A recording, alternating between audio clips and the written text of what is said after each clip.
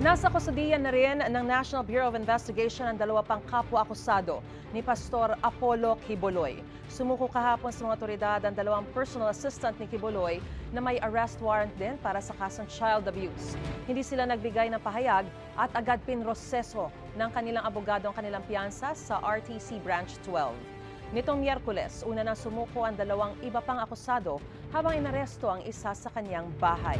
Nagpiyansa rin sila sa parehong araw.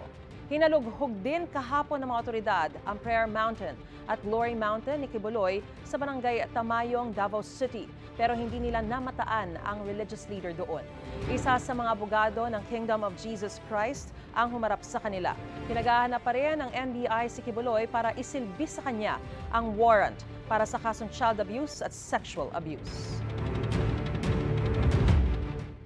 Wala si Pastor doon, no? Hindi natin nakita. Sa mga interviews natin doon sa kanila, medyo matagal na nila nakikita at nakakausap si Pastor Quiboloy. Right now, we're still negotiating kung pwede siyang mag-surrender.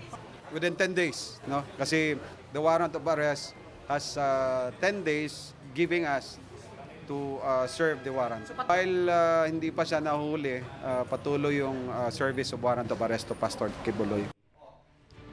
Dati na itinanggi ni Quiboloy ang mga alegasyon ng rape at iba pang pang-aabuso laban sa kanya ng mga dating miyembro ng Kingdom of Jesus Christ.